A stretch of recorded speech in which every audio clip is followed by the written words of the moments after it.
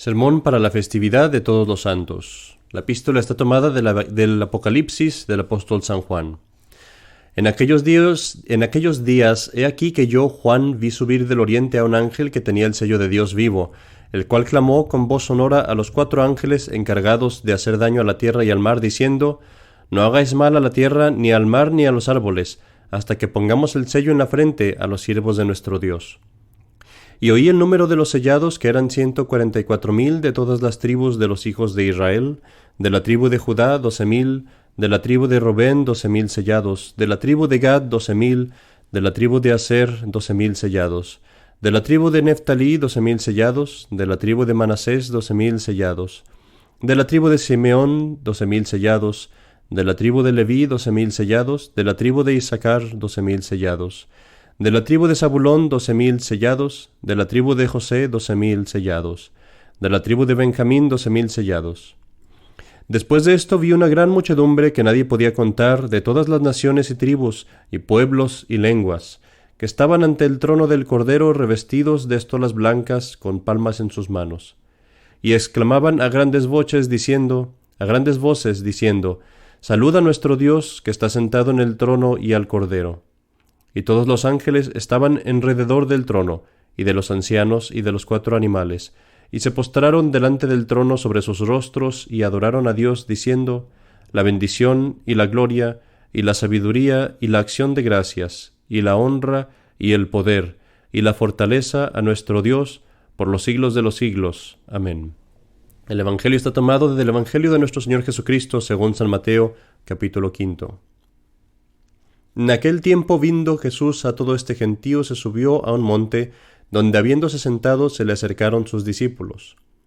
Y abriendo su divina boca, los adoctrinaba, diciendo: Bienaventurados los pobres de espíritu, porque de ellos es el reino de los cielos.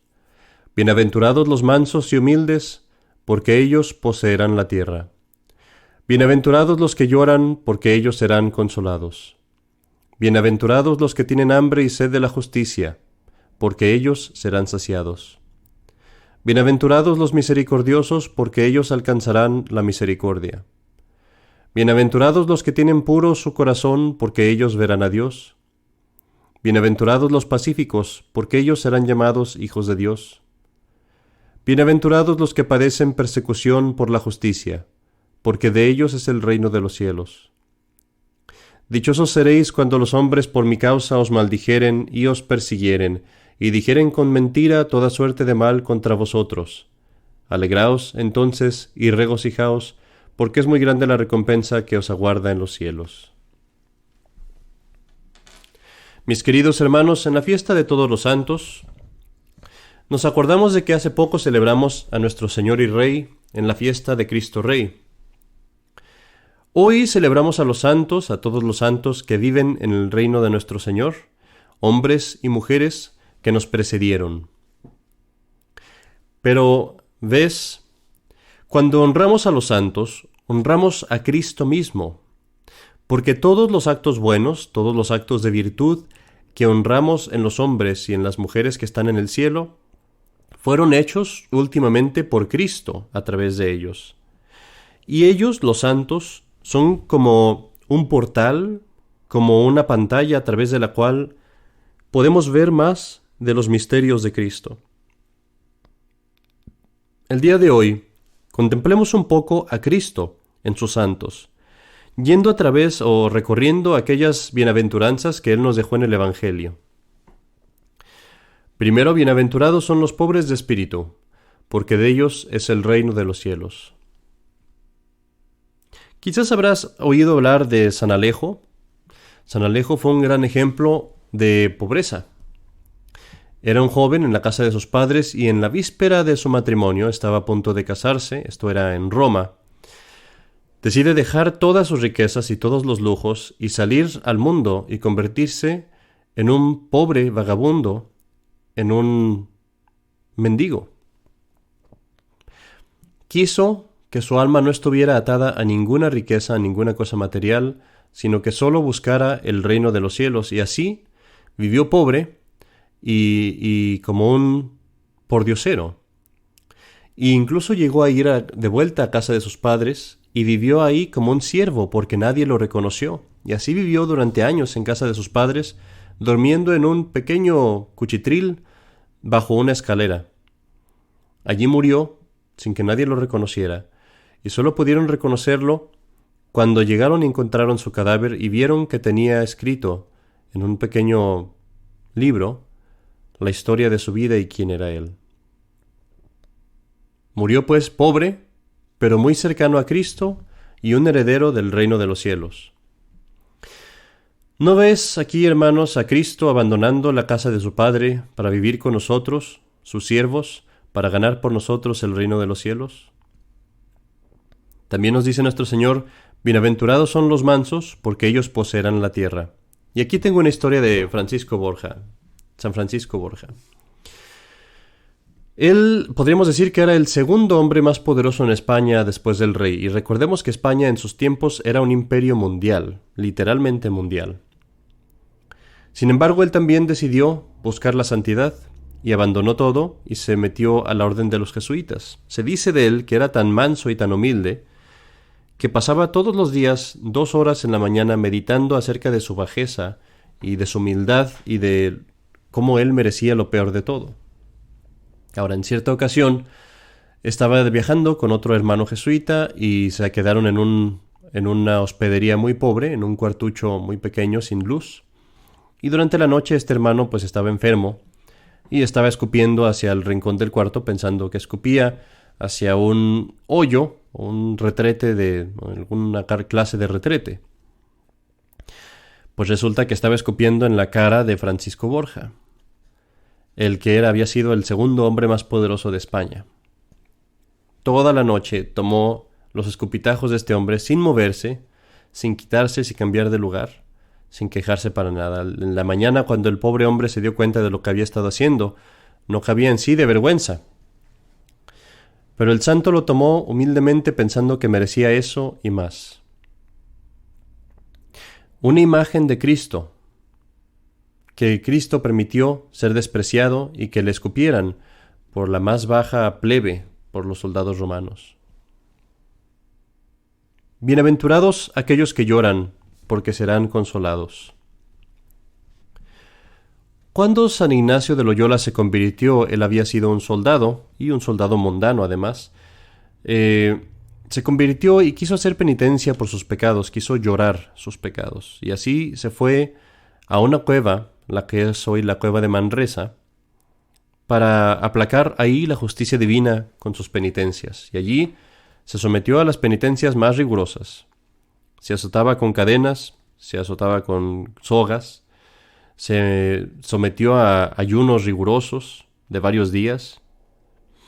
Lloró amargamente por sus pecados y llegó a tal grado su dolor que incluso el demonio lo llegó a tentar a desesperar y a desesperar de que Dios no iba a perdonarle sus pecados. Cuando su pena, sus dolores llegaban al límite, empezó a recibir visitas de la Virgen María y de nuestro Señor Jesucristo, y eventualmente recibió de ellos la seguridad de que ya había sido perdonado. Y a partir de ahí, lloraba aún muy frecuentemente, pero sus lágrimas eran lágrimas de alegría y de consolación, y todos los dolores que tuvo que sufrir en el futuro se convirtieron en otra forma de unirse a Cristo. ¿Y quién no puede ver aquí, queridos hermanos, a nuestro Señor llorando por nuestros pecados, haciendo penitencia por nuestros pecados, hasta llegar al punto de la más extrema agonía? Vemos allá a nuestro Señor, que también de ese modo nos consiguió paz con Cristo, con su Padre. Bienaventurados aquellos que tienen hambre y sed de justicia, porque ellos serán saciados. Hubo hace no muchos años un presidente en el país de Ecuador que era católico, su nombre era García Moreno. Y este presidente fue presidente en un momento en el que ya todos los países habían sido tomados por la masonería, por las sociedades secretas. Todos los gobiernos estaban bajo el control de las sociedades secretas. Pero él decidió que no le importaba su salud, su seguridad, su paz, la de su familia incluso, sino que estuvo dispuesto a sacrificarlo todo por el bien de su país y de su iglesia, de la iglesia en su país. Y así se convirtió en presidente y abiertamente prohibió la masonería y se opuso a la masonería y hizo que el país fuera oficialmente católico. La gente estaba muy feliz, pero los enemigos de la iglesia no podían permitir que esto pasara. Y así un día, mientras iba caminando en uno de los patios de uno de los edificios del gobierno, un grupo de hombres con machetes se le acercaron y lo golpearon, lo hirieron con uno de los machetes en el estómago y en el pecho. Y así, mientras él se tambaleaba y caía al suelo, con sus dedos y con su propia sangre escribió en el suelo: «Yo muero, Dios no muere». ¿Quién no puede ver en él una imagen de nuestro Señor, el Rey de los Reyes, sacrificando su vida y prometiéndole a sus seguidores hasta el fin que vendría algún día a traer paz al mundo y a juzgar al mundo y a traer su reino, a juzgar a los vivos y a los muertos?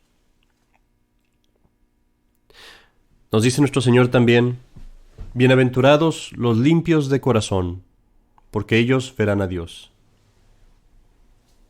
Santa Gemma Galgani era una jovencita que tenía un cuidado exquisito de su castidad, de su pureza. Era una mujer muy hermosa y sin embargo nunca usó un vestido que fuera ni siquiera a la moda, sino que usaba un vestido casi como de una monja, porque no quería que ningún hombre la cortejara. No pudo ser monja, aunque ella más que seguramente tenía la vocación para ser monja, pero no se lo permitieron.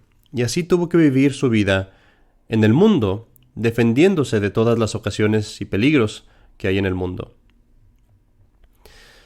Llegó a tal extremo su castidad, que ni siquiera se miraba a ella misma cuando tenía que tener los cuidados que uno tiene que dar a su cuerpo. Tuvo una infección en su cuerpo y vivió con esa infección porque no quería que ni siquiera un doctor la mirara. Y así vivió con esta infección hasta el punto que llegó casi a causarle la muerte. No le causó la muerte esta infección, pero cuando murió por otra causa, ella dio las órdenes o pidió que su cuerpo no fuera descubierto por nadie a la hora de prepararlo para la sepultura, pues su cuerpo, dijo, le pertenecía a Cristo. A cambio de esta gran pureza, vio frecuentemente a nuestro Señor y a su Santísima Madre, y veía todos los días a su ángel guardián presente en su cuarto. Una hermosa ventana para ver la pureza del alma de nuestro Señor, que nunca consintió ser revelado a otros, sino solo cuando llegó el momento de pagar por nuestros pecados, y piensa qué doloroso debe haber sido para él, que sin ninguna duda veía a los ángeles y los ángeles estaban siempre presentes también. Bienaventurados los pacíficos, porque ellos serán llamados hijos de Dios. El rey Wenceslao era el hijo de una madre pagana y su hermano también era pagano y malvado además. Ahora en el reino, cuando llegó el tiempo, fue su hermano el que fue puesto como rey, pero era tan malvado y la gente lo odiaba tanto que por su tiranía y por sus atropellos pidieron y lograron que el rey Wenceslao fuera hecho rey en su lugar. Ahora el rey Wenceslao no puso a su hermano en la cárcel ni a su madre, aunque sabía que lo odiaban y que hacían un complot contra él. Él sabía muy bien que estaban planeando su asesinato, y aunque lo sabía, aceptó la invitación de su hermano a cenar. El rey fue tan manso y tan humilde y tan amable con su hermano, que su hermano no pudo resolverse a hacerlo matar allí mismo.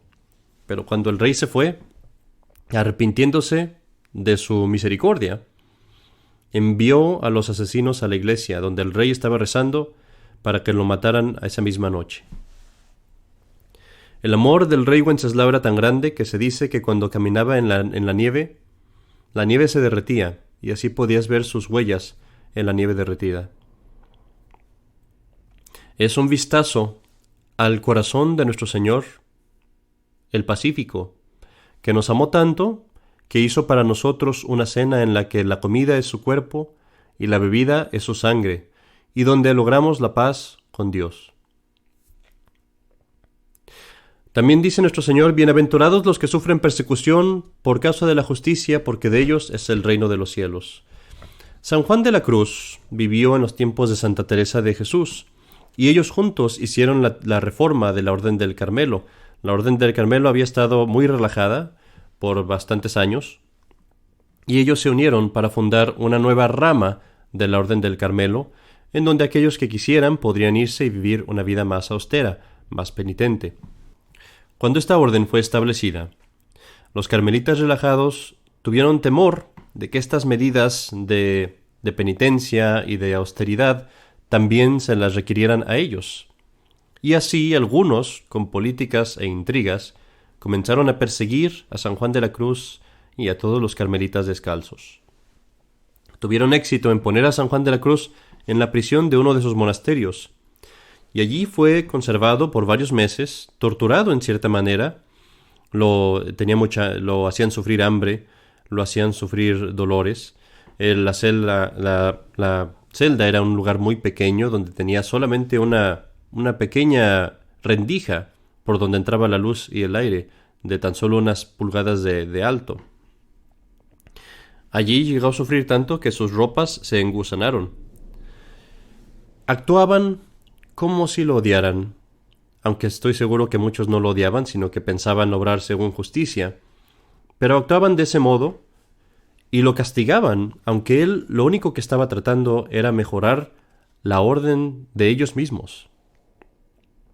Fueron estos sufrimientos los que causaron a San Juan de la Cruz que escribiera algunos de sus libros más hermosos y que pudiera llegar a una unión mucho más íntima con Dios. Del mismo modo, nuestro Señor Jesucristo sufrió persecución, la muerte y torturas de parte de los mismos hombres que Él estaba salvando. Y sin embargo, a través de estos sufrimientos, ganó para Él mismo la gloria y para nosotros la salvación. Finalmente, nuestro Señor dice: dichosos seréis cuando los hombres por mi causa os maldijeren, y os persiguieren y dijeren con mentira toda suerte de mal contra vosotros. Alegraos entonces y regocijaos, porque es muy grande la recompensa que os aguarda en los cielos.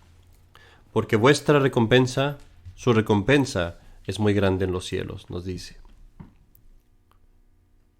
Y sí, verdaderamente vemos a esta gran multitud de hombres y mujeres que sufrieron, que fueron perseguidos.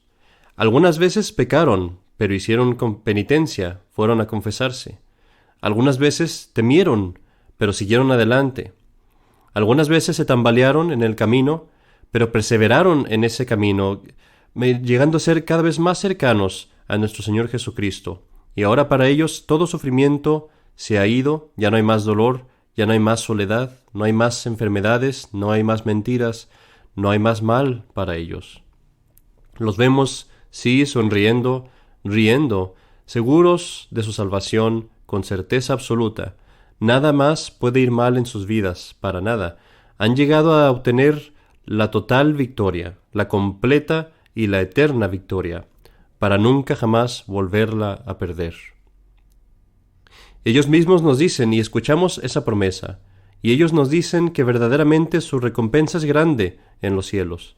Mis queridos amigos, así como los escuchamos y los vemos y hablamos con ellos, recuerden, porque estas palabras también están dirigidas para nosotros, así como fueron dirigidas a ellos. Recuerden y nunca olviden estas promesas, estos caminos que se siguen hacia el cielo. Porque yo les digo y nos puedo decir a todos nosotros, de parte de Dios, que si hacemos nosotros, nuestra recompensa será grande en el reino de los cielos.